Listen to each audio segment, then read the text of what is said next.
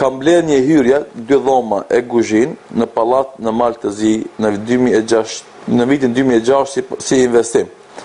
Në shumën totale për 56.000 eurove, 40.000 pound. Dhe pastaj në vitin 2010 për arsye financiare më duhet të shes atë dhe të blej shtëpinë e parë. Hyrje në Londër për veten e pallat. Dhe vllai që ka shumë të mjaftueshme rezerva dhe 2 shtëpi private nuk pranon me më dhënë borx, por më kërkon me ble apartamentin në Ulqin me atë shumë që kam bler. Bjem dakord që t'ja jap me atë shumë në euro dhe që në pound i ra 50.000 pound në 2010. Ja kërkova që të nënshkruaj me shkrim, pasi kur i dhash të gjitha dokumentet e shtëpisë, vllai zbuloi se unë kam paguar 40.000 pound për te në 2006, kur kursi i shkëmbimit ishte ndryshe dhe më kërkon 10.000 pound diferencë. A kam të drejtë mos më i dhënë këtë shumë apo çfarë më rekomandon ti hoxhi nderuar? Fillimisht të gjitha marrëveshjet, kontratat e biznesit duhet të plotsojmë ato dhe të nënshtrohemi atyre në bazë të asaj që jemi marrë vesh.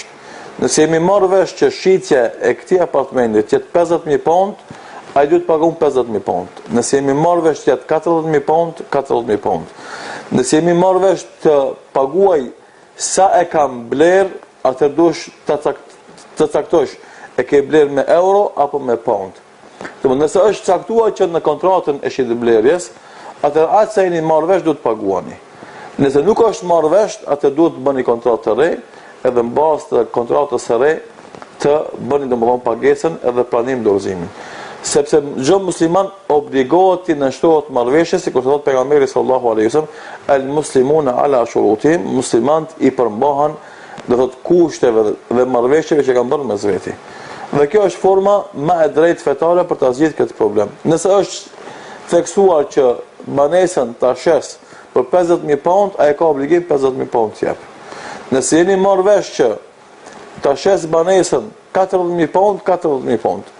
Nëse jeni marrë vesh ta shes banesën me çmimin që e kanë bler, që në vlerën e sot bën kaq, atëherë si jeni marrë vesh, ashtu duhet të zbatoni marrëveshjen, dhe kjo është zgjidhja e kësaj situate, dhe normalisht pejgamberi sallallahu alaihi wasallam plus kësaj thot, besimtari është tolerant kur shet dhe tolerant kur blen.